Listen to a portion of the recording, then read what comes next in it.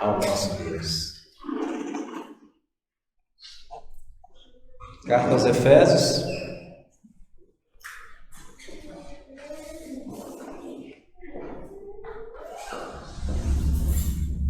capítulo 1.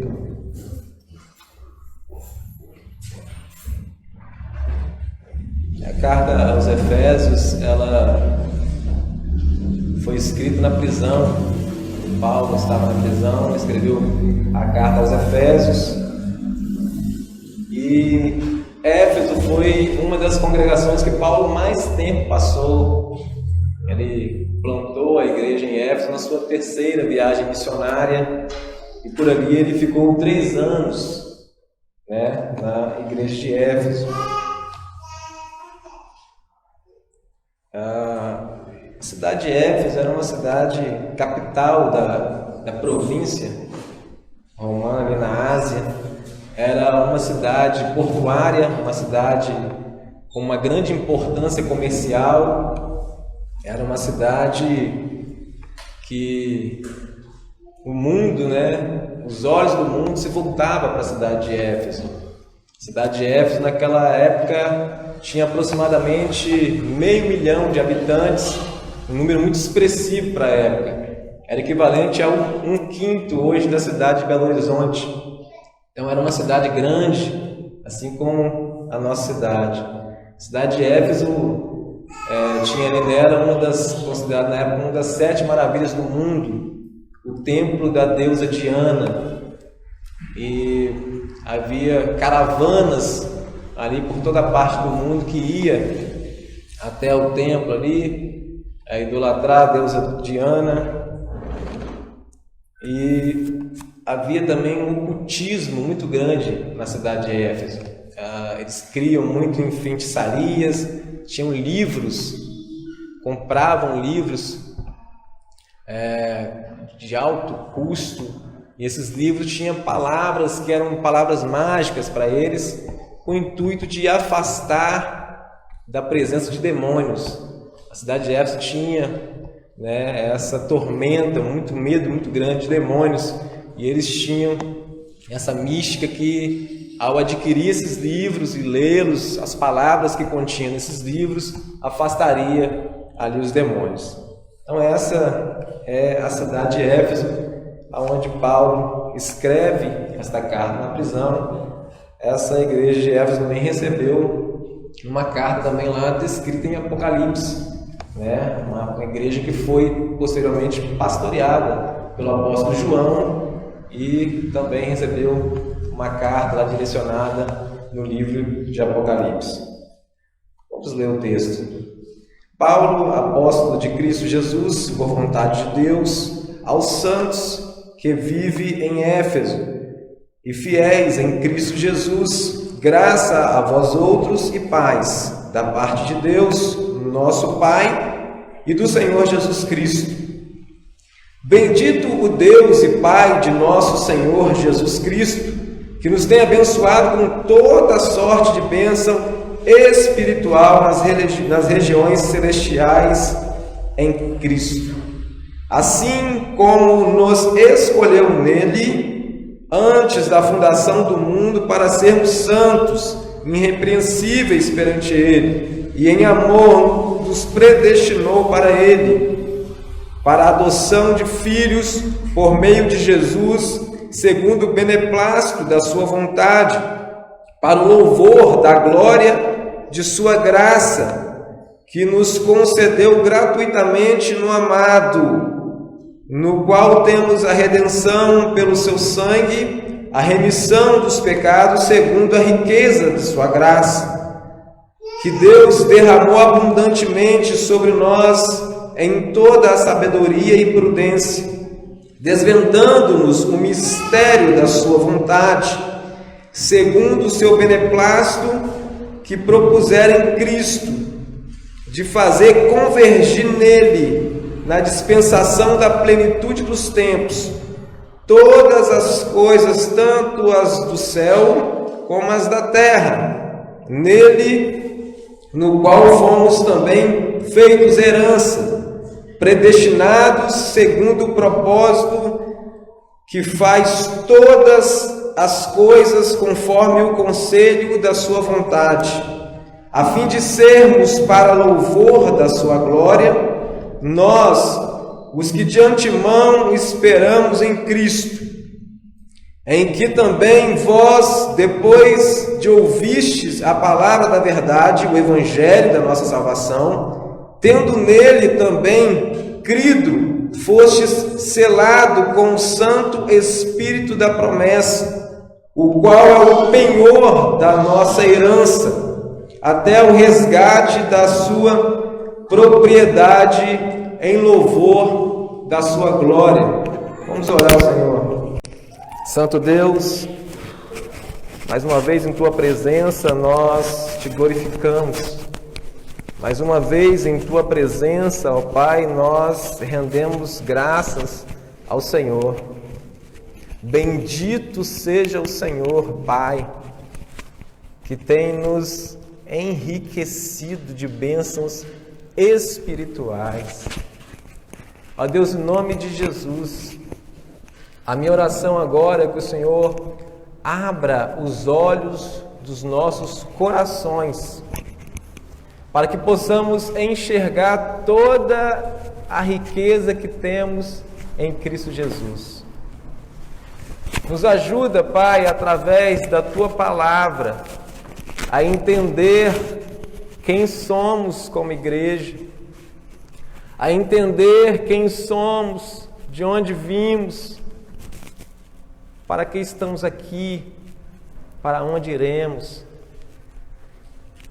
Ó Deus, é na Tua palavra que encontramos todas essas respostas, Deus. Ilumine, ó Pai, nossas mentes, abra os olhos dos nossos corações para compreender tudo que somos em Cristo Jesus. Te peço assim em nome de Jesus. Amém. Meus queridos, a igreja do Senhor Jesus, ela teve a sua expressão maior aqui na terra a partir da vinda do Senhor Jesus, e Atos dos Apóstolos meio que expressa o modelo, a forma essencial que a igreja do Senhor tem, mostra a essência da igreja. Nós vemos isso no livro de Atos dos Apóstolos, ali, depois do advento do Pentecostes. Nós vemos como que a igreja vivia, como a igreja foi plantada, em que a igreja era firmada. E ao longo dos séculos, mais especificamente entre o século IV e V, esta igreja do Senhor Jesus, aqui na terra, fisicamente, geograficamente, ela começou a se perder a sua essência. Ela começou a ser deformada, ela começou a perder a sua forma essencial. Ela começou a olhar para a obra magnífica da salvação e começou a distorcer tudo isso. Ela começou a ter práticas que são contrárias à palavra de Deus. E Deus, por Tua graça e Teu poder, Ele manteve homens e mulheres fiéis à essência de que essa igreja é em Cristo.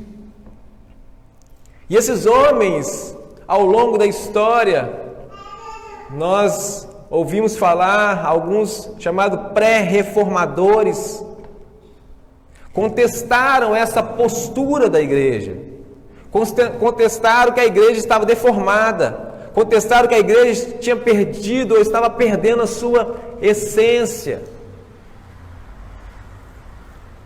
Mas foi no século XVI que o monge Martinho Lutero sacramenta esse movimento da reforma protestante, fixando 95 teses de protesto contra os modos que a igreja romana estava conduzindo as coisas.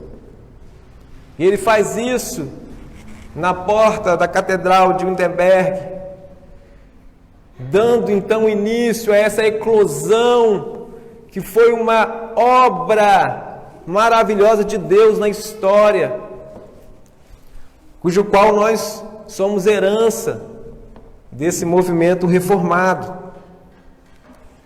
Essas 95 teses, posteriormente, foi ali resumida nas 5 solas: sola gratia, em latim, sola fide, sola scriptura, solus Christus, soli Deo gloria. Somente a graça, somente a fé, somente as escrituras, somente Cristo, somente Deus, a glória. Esse movimento, ele foi levantado no momento que a igreja, ela perde a sua essência. Esse movimento é levantado quando a igreja começa a se esquecer da sua maravilhosa essência. E Deus usa esses homens para trazer a igreja de volta à sua essência. E nós podemos hoje ter o privilégio de ingressar nessa nova série de volta à essência de ser igreja, basilados na carta de Paulo aos Efésios. Porque talvez em nenhuma outra carta ou em nenhum outro lugar se trata tanto da igreja como na carta de Paulo aos Efésios.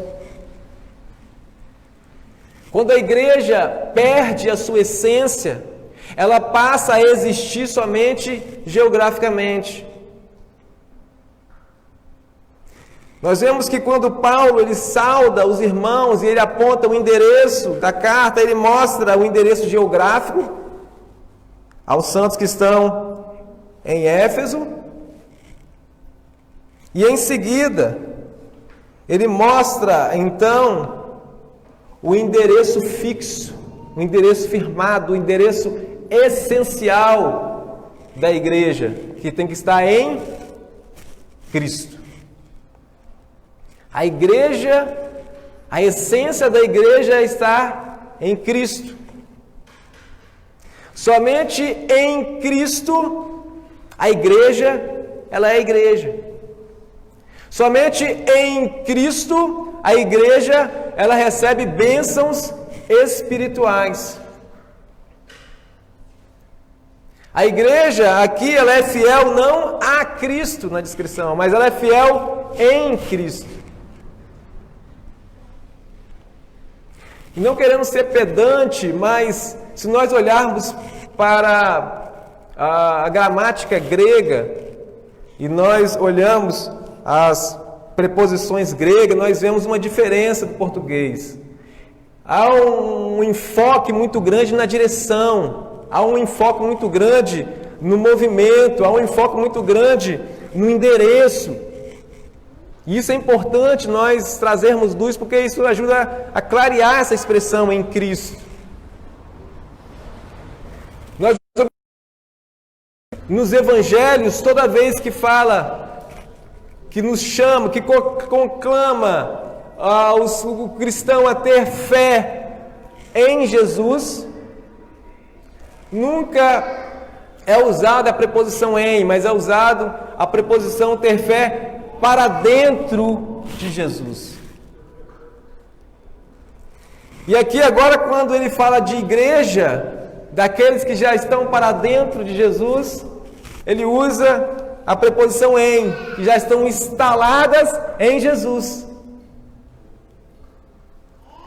Isso chama a atenção e nos traz a primeira resposta das indagações da filosofia que passa uma vida se indagando de onde eu vim, por que eu estou aqui, para onde eu vou.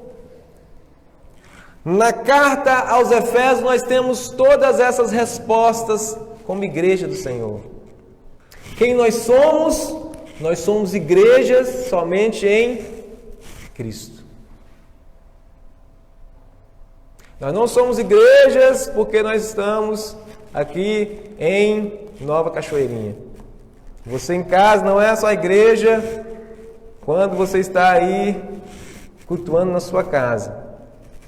Você é igreja, nós somos igreja quando estamos em Cristo. Nessa união mística com Cristo. Somente na união com Cristo nós recebemos todas as bênçãos espirituais. E que bênçãos são essas? Que bênçãos espirituais são essas? Bote seus olhos, versículo 3 em diante, Paulo diz assim: bendito o Deus e Pai do nosso Senhor Jesus Cristo, que nos tem abençoado com toda sorte de bênçãos espiritual nas regiões celestiais. Aonde? Em Cristo. Grave essa expressão. Paulo usa muito essa expressão nas suas cartas, mas aqui na carta aos Efésios há um exagero no bom sentido, em Cristo. Paulo enfatiza todas as coisas em Cristo. Por quê? Porque nós só somos o que somos em Cristo. E ele diz que em Cristo, então, nós recebemos todas essas bênçãos celestiais da parte de Deus, as bênçãos espirituais nas regiões celestes. E ele começa a partir do verso 4 descrever quais bênçãos são essas. E ele começa a descrever aqui, a partir do verso 4, a obra da salvação nas pessoas da Trindade. Ele começa a descrever a função das pessoas da Trindade na obra da salvação. A partir do verso 4 ele diz assim: olha, assim como, falando de Deus Pai, nos escolheu nele antes da fundação do mundo, para sermos santos e irrepreensíveis perante ele, e em amor nos predestinou para ele, para a adoção de filhos, por meio de quem? De Jesus Cristo, segundo o beneplácito da sua vontade. Então a primeira bênção espiritual que Paulo aponta aqui, que nós, como igreja, como aquela igreja que está firmado nessa essência, naquela igreja que está em Cristo, que está localizada em Cristo, a primeira bênção que essa igreja recebe é a eleição. Ele nos escolheu.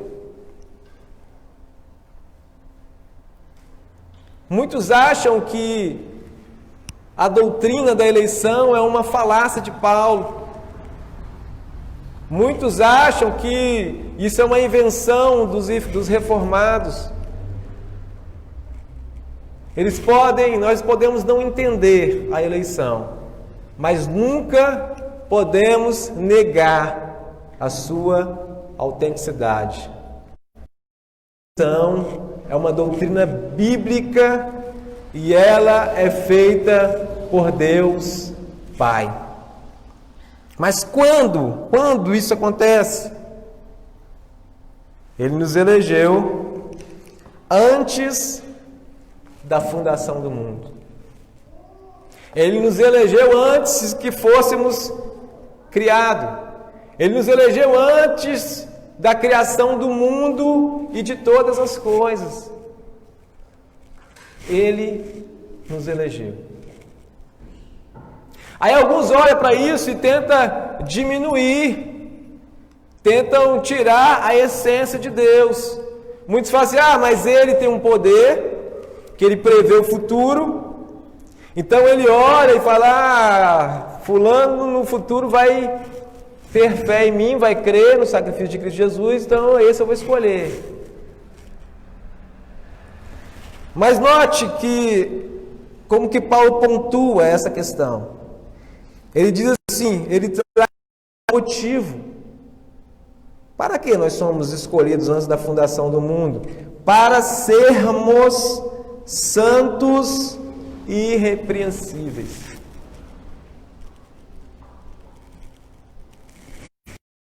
Que ele não escolheu aqueles bonzinhos, ele não escolheu aqueles que iam crer, não. Ele escolheu para ser. Então, nós somos escolhidos antes da fundação do mundo. Nós somos escolhidos na eternidade com um propósito. E qual o propósito? Para sermos santos. Muitos olham essa doutrina maravilhosa, rica da eleição, da predestinação, e falam assim: ah, então se eu sou predestinado, logo eu vou então fazer o que eu quiser agora aqui, que já estou predestinado, já está determinado. Mas o propósito é para sermos santos. Eu gosto muito que o presbítero Carlos Antônio, ele nos cumprimenta: ei, santo, como é que está? E muitos olham essa palavra e falam: ah, mas eu não sou santo não, porque a ideia de santo que muitos têm é aquela pessoa que teve uma vida de boas obras aqui na terra, que foi evidenciado algum milagre por parte dela em vida, e depois ela morre, é canonizada e começa a ser idolatrada. Mas a essência aqui de santos, onde Paulo usa aqui, nós somos santos porque nós somos separados para Cristo. Nós somos separados para Cristo. Somos separados para estar nessa vida de santidade. Nessa vida ainda, nessa questão do jaio ainda não. Nós já somos santos, mas ainda estamos no processo de santidade. Ainda estamos vivendo por fé, ainda estamos caminhando, ainda escorregamos, mas nós detestamos o pecado. Aquele que é eleito de Deus, aquele que é predestinado por Deus, quando lhe é apresentado, quando é habilitado a crer nessa verdade, ele detesta, ele passa a detestar o pecado. Ele passa a buscar essa vida de separação da contaminação do pecado. Ele pode, volta e meia, escorregar, mas ele detesta. O Espírito Santo identifica o arrependimento. Então, somos eleitos. Que bênção maravilhosa ser eleito. Por que isso é uma bênção maravilhosa? Porque se dependesse de nós, nós não teríamos escolhido Deus. Não foste vós que me escolheu, mas eu escolhi a vós. Para quê? Para sermos santos e irrepreensíveis, santos e sem culpa. E essa bênção espiritual, ela também se manifesta na adoção. Se nós olharmos o nosso contexto, e por mais que muitos fazem a adoção de forma amorosa, de forma louvável, como tem que ser, mas ainda existe alguns na raça humana que, quando vai adotar ou buscar adotar um filho, faz de forma condicional. Quando vai buscar a adoção, coloca alguns obstáculos, coloca algumas regras. Quando vai adotar, coloca condição: olha, essa criança tem que ser recém-nascida, essa criança não pode ter vindo de um fruto de pais que foram viciados em drogas, essa criança tem que estar enquadrada no padrão de beleza. Então começa a condicionar. Mas quando nós vemos a adoção de Deus, ela é de forma incondicional. Porque Ele nos escolheu quando ainda éramos inimigos dEle. Porque Ele nos escolheu quando nós já nascemos em pecado. Porque Ele nos escolheu, e nos adotou quando nós tínhamos uma justiça semelhante a um trapo de imundície. Então Ele nos adota quando já estamos dessa forma, manchados pelo pecado, caídos, inimigos de Deus, filhos da perdição. Ele nos adota de forma incondicional. E essa adoção tem bênçãos numerosas. Porque se a gente olhar no nosso contexto, quando nós adotamos alguém legalmente, este filho passa a ter todos os direitos legais sobre nossas propriedades. E essa adoção de Deus que Ele faz com cada um dos seus eleitos é também dessa forma. Dá todos os direitos também como filho.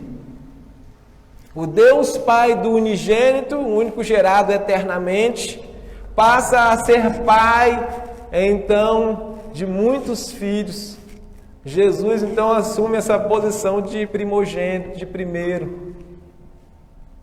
Então, toda a herança é compartilhada com esses que foram escolhidos antes da fundação do mundo e que foram adotados de forma incondicional, independente das suas obras, independente de como estava vivendo. Isso é uma bênção fantástica e essa bênção só recebe quem está em Cristo. Ele nos predestinou para a adoção de filhos por meio de Jesus Cristo, segundo o beneplácito da sua vontade. Por que Ele faz isso? Porque Ele tem prazer na sua vontade. Porque a vontade dele é boa, é perfeita e agradável. Por isso Ele faz o que faz. Então isso é algo concreto. Isso é um incentivo para a santidade. Isso é um estímulo para a nossa humildade. A igreja ela tem que ser essencialmente humilde, porque ela entende essa verdade, porque ela entende que ela foi escolhida, não foi ela que escolheu, porque ela entende que ela foi adotada quando era inimiga de Deus, ela foi adotada quando ela estava manchada pelo pecado, ela foi adotada incondicionalmente, e que ela olha essa obra de Deus, então ela tem que ter humildade. Não pode bater no peito e falar, eu sou o escolhido, eu sou o bom, não. É olhar e falar, eu não tinha condição nenhuma, fui escolhido e adotado de forma graciosa. Então isso chama a igreja para essa essência de humildade. Mas como pode adotar aqueles que têm uma justiça semelhante a um trapo de imundície e fazer pertencer à família de Deus? Mais para frente nós vamos ver, na carta de Efésios traz essa figura de família de Deus. A igreja tem essa figura de família de Deus. Mas como pode pessoas injustas serem adotadas para a família de um Deus essencialmente justo? De um Deus que é pleno em sua justiça. Como pode pessoas condenadas, como pode pessoas sujas serem adotadas de forma justa por um Deus justo? Volta seus olhos aí, verso 7. Agora nós vamos ver a obra da segunda pessoa da Trindade. Nós vamos ver a obra de Deus Filho. Como isso é possível? Então, no amado, que é Jesus Cristo, no qual nós temos a redenção pelo sangue, a remissão dos pecados, segundo a riqueza da sua graça, que Deus derramou abundantemente sobre nós em toda a sabedoria e prudência, desvendando-nos o mistério da sua vontade, segundo o seu beneplácito, que propusera em Cristo, de fazer convergir nele, na dispensação da plenitude dos tempos, todas as coisas, tanto as do céu como as da terra. Nele, digo, no qual fomos também feitos herança, predestinados segundo o propósito daquele que faz todas as coisas conforme o conselho da sua vontade, a fim de sermos para o louvor da sua glória, nós que de antemão esperamos em Cristo. Então, como que isso é possível? Através da obra redentora de Jesus Cristo. Jesus Cristo satisfez a justiça do Pai. Em Colossenses, Paulo escreve, no capítulo 1, verso 15, que nós fomos libertados do império das trevas e removidos para o império do seu Filho de amor. Paulo, em suas cartas, ele traz algo muito interessante, ele traz duas esferas da humanidade. Uma, dividir as esferas em cor de pele, em dividir as esferas na condição monetária, em dividir as esferas geograficamente. Mas a Bíblia divide a esfera humana em duas: aqueles que estão no reino das trevas e aqueles que estão no reino de Jesus Cristo, o Filho de amor. Só existem essas duas esferas: aqueles que estão em Adão, como Paulo trata, e aqueles que estão em Cristo. Se Adão é o cabeça federal, como nós chamamos, o representante de toda a humanidade, como diz em Romanos que por meio dele todos foram afetados pelo pecado, porque ele era a representação da humanidade, nós temos o segundo Adão, que é a nova representação, que é Cristo Jesus. Então, se estamos em Adão, se somos a esfera que estamos em Adão, estamos porque Adão teve a oportunidade e não fez. Porque Adão não cumpriu, Adão não obedeceu, Adão fez rebelião contra Deus. Adão caiu, desobedeceu mesmo estando no paraíso. O segundo Adão obedeceu em tudo, mesmo estando no deserto. O segundo Adão, Jesus Cristo, é quem a igreja essencialmente está em Cristo. A igreja é igreja. E isso, para acontecer esse transporte, para acontecer essa remoção, para acontecer essa transferência de estar em Adão e ser transferido para o império de Jesus, nós começamos a pensar, mas como que é feito isso? Através da ação de Jesus Cristo. Mas se o império é das trevas, então o que Jesus fez? Jesus puxou a espada e fez, igual era a expectativa de muitos, ele era um libertador político, ele puxou a espada e foi lá no inferno e cortou a cabeça de Satanás e pegou. Nós cremos, nós somos servos de um Deus justo. E essa transferência, essa libertação, só era possível através de derramamento de sangue. Só existe remissão através de derramamento de sangue. E Jesus Cristo, então, se humilhou, tomou forma humana, Não fez usurpação ser igual a Deus, mas antes a si mesmo se humilhou e se entregou para que fosse feita essa transferência. Igreja, nós só somos igreja hoje porque houve um derramamento de sangue de um justo. Nós só somos quem nós somos hoje porque Cristo se entregou.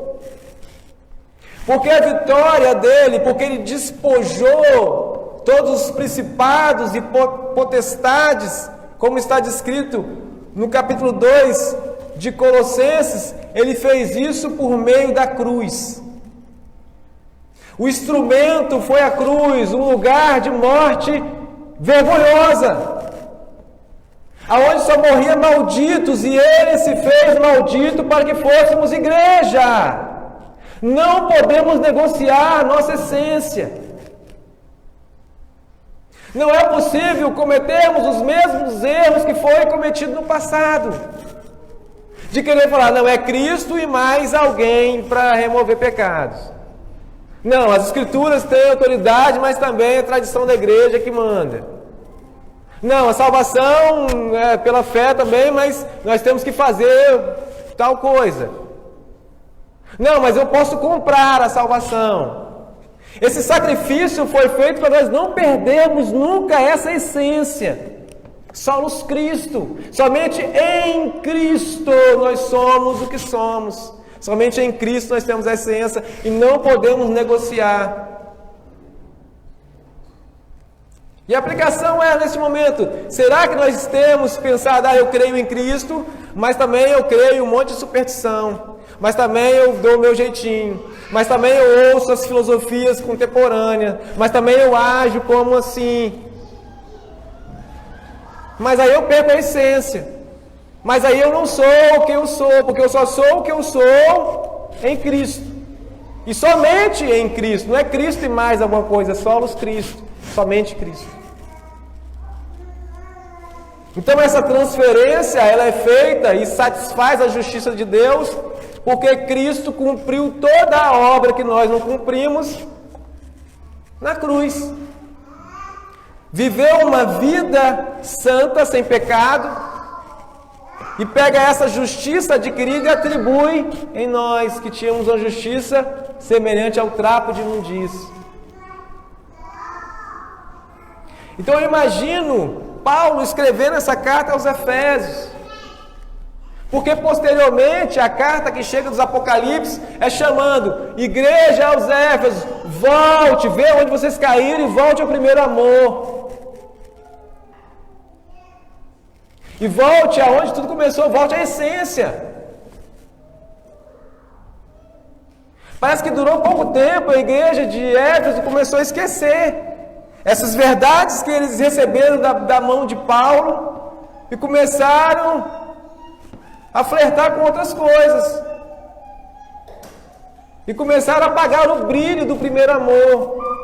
E começaram a se comportar no piloto automático. E começaram a fazer somente o exercício de ir para o templo e voltar para o templo, de ir para o templo e voltar para o templo. E deixaram de ser igreja poderosa de um Deus poderoso em Cristo. E a carta lá em Apocalipse diz, olha onde vocês caíram. E retorna, é de volta para o primeiro amor. Porque somente no primeiro amor nós somos igreja. O primeiro amor é Cristo. Então essa transferência ela é feita desta forma. A obra de Cristo nos transferiu do império das trevas para o seu reino de amor. Mas Paulo aqui prossegue ainda. Nota que se a gente for ler aqui direto esse parágrafo, a gente perde fôlego. É o maior parágrafo escrito na Bíblia. Vai do verso 3 até o verso 14, sem ponto final, vírgula e vai embora. É um parágrafo só. E aqui a partir agora do verso 12, ele vai trazer a obra do Espírito Santo. E diz assim, a fim de sermos para o louvor da sua glória, nós que de antemão esperamos em Cristo, em quem também vós, depois de ouvistes a palavra da verdade, o Evangelho da vossa salvação, tendo nele também crido, fostes selados com o Espírito da promessa, o Espírito Santo, o Espírito que tinha sido prometido por Jesus. Eu vou, mas deixarei o Consolador. 14. O qual é o penhor da nossa herança, até o resgate da sua propriedade em louvor da sua glória. Paulo agora apresenta a obra da pessoa do Espírito Santo. A nossa salvação é trabalhada diretamente pela Trindade, mas tem as evidências da atuação das pessoas particular da Trindade. E diante dessa verdade que Paulo descortina diante da igreja de Éfeso, pode ter ficado uma pergunta, mas como eu vou ter certeza disso? Como eu vou ter certeza que eu receberei todas essas bênçãos espirituais? Como eu vou ter certeza que eu tenho todo esse direito? E Paulo então apresenta agora a pessoa do Espírito Santo, porque o Espírito Santo ele sela toda essa promessa. O Espírito Santo é o selo. E para que nós usamos o selo? Um dos usos do selo é para garantir. É uma garantia. Está selado. Não só o Espírito Santo garante a conclusão, aquele que começou a boa obra em vós há de terminá-la, e nós cremos nisso através do selo do Espírito Santo. Nós somos selados pelo Espírito Santo. E esse selo não só nos dá a garantia, mas também nos identifica. Se nós olharmos o texto em Romanos, capítulo 8, verso 9, diz assim: se alguém não tem o Espírito, não pertence a Cristo. Então, como eu posso saber que eu estou em Cristo? Eu tenho o Espírito Santo. Se eu tenho o Espírito Santo, eu estou em Cristo. É uma cela, é um selo, é uma garantia, mas também é uma identificação. No verso 14 diz também que ele é o penhor. Ele é o penhor da nossa herança. A gente está acostumado a lidar com a palavra penhora, né? Penhorar, quando a gente dá algo para garantir que a gente vai terminar o pagamento. Normalmente, né, quando estamos aí flertando com o SPC e as contas vêm, dívida, a gente vai fazer um acordo. Aí o acordo o que faz? Eles precisam de uma entrada. Aquilo ali é o quê? A garantia que você vai cumprir com o seu acordo. Infelizmente, homens quebram acordos o tempo todo. Mas Deus não é homem para mentir. Então, quando Ele nos sela com o Espírito Santo, é uma garantia, é como se fosse a entrada, é como se fosse ali a primeira bênção espiritual para que garantisse que nós receberemos na glória tudo aquilo que está prometido para nós. Toda a herança está garantida porque a entrada foi dada na pessoa do Espírito Santo. Que bênção maravilhosa! É nós olharmos para esse grande parágrafo e falar, nossa, nós olhamos para o passado eterno e identificamos que nós somos escolhidos antes da fundação do mundo, na obra do Pai, em Cristo. Nós olhamos para o presente e vemos que a nossa redenção, a nossa adoção, ela é feita na pessoa de Jesus Cristo. E nós podemos então olhar para o futuro e saber que nós vamos receber todas essas promessas através do selo, da garantia e do penhor do Espírito Santo. Somos o povo mais privilegiado da terra. Somos a esfera que está em Cristo. Mas isso parece ser muito teórico, Hugo. Mas o que eu vou fazer com todas essas verdades? Paulo também se preocupou com o povo de Éfeso. E a partir do verso 15 ele começa uma oração. E na oração ele pede, olha, Pai, abra os olhos do coração desse povo, para que eles possam enxergar, para que eles possam entender, para que eles possam compreender de forma larga. Senhor, alarga o conhecimento deles, para eles entenderem a riqueza que eles têm em Cristo. Ele começa a trazer o fato da ressurreição, a obra de Cristo, Cristo ressurreto, Cristo que ascendeu ao céu. Ele começa a falar, olha, isso tem uma importância tão grande, porque esse é o motivo pelo qual nós não fomos condenados e extinguidos aqui da face da terra, queimado e triturado e amassado pela ira de Deus contra o pecado. E ele começa a mostrar, olha, como que isso faz a diferença na vida do homem. Vocês lembram que na narrativa eu disse que aquela comunidade em Éfeso, aquela cidade, havia muitos que eram misturados no ocultismo, que tinha livros de magia. No livro de Atos diz que quando o demônio se manifestou naquela cidade, e alguns judeus tentaram expelir ali, usando o nome de Jesus, o próprio demônio exaltou a autoridade, a supremacia de Cristo sobre todas as coisas, ao qual nós lemos aqui que todas as coisas convergem nele. O próprio diabo diz assim, olha, eu conheço a Jesus Cristo, eu conheço a Paulo que está em Cristo, mas vocês eu não conheço não. Vocês só são alguém que está em Éfeso. E o diabo então ataca eles, quase mata eles de pancada. E essa notícia espalha pela cidade. E Paulo continua pregando o Evangelho. E Paulo continua pregando o mistério de Deus. E Paulo continua revelando o poder do Evangelho que conta a história redentiva de Deus na pessoa de Jesus Cristo. E aquele povo que era apegado àquele livro com palavras supostamente mágicas, tiveram por Deus os olhos dos seus corações abertos. E quando eles enxergaram essa maravilha e conseguiram enxergar essa obra descrita por Paulo aqui, a vida deles foram diferentes, eles não viveram mais como viviam antes, houve uma transformação, ao ponto de eles pegarem os livros mágicos, está aí descrito lá no capítulo 19 de Atos, eles pegaram seus livros mágicos, levaram para frente de todos e queimou todos os livros. A narrativa em Atos descreve o valor financeiro daqueles livros.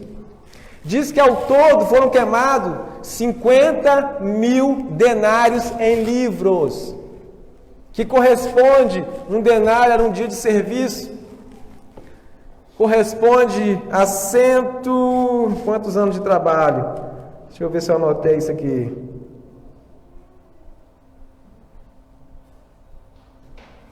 136 anos de trabalho.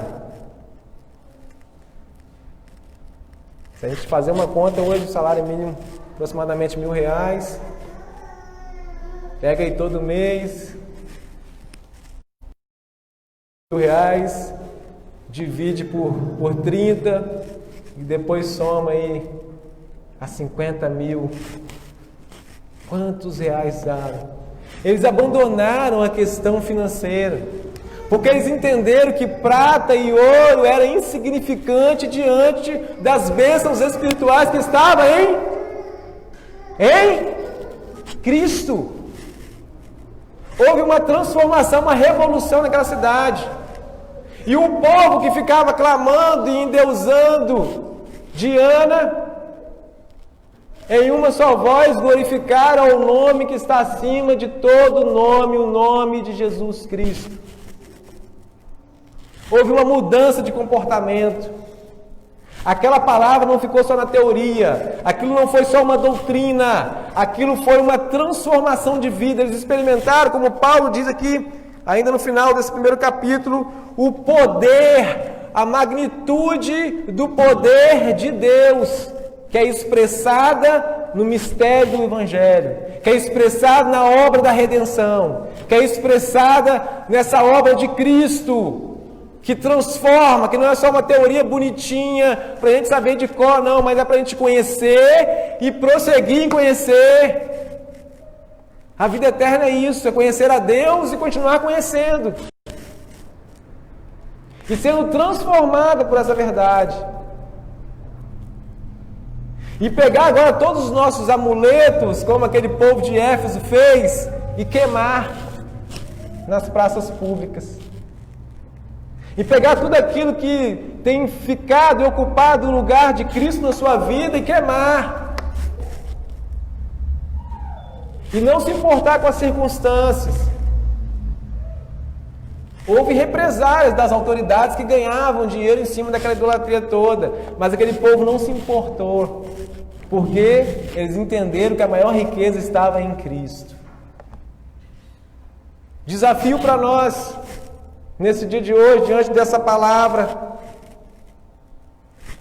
a essência, voltar à essência da igreja é voltar para o conhecimento dessas verdades, ou dessa verdade singular. É olhar para essa obra maravilhosa, que foi feita de forma monérgica, ou seja, uma energia só a energia divina, e ver que isso tem que nos motivar a ter uma diferença, uma mudança de vida, a viver assim exatamente separados, santos, irrepreensíveis, divulgando, propagando, vivendo por essa verdade, entendendo que não há valor maior, não há finança, não há status sociais, não há isso, não há aquilo. As bênçãos espirituais são infinitamente maior e só as recebe quem está em Cristo. Se coloca de pé, por favor.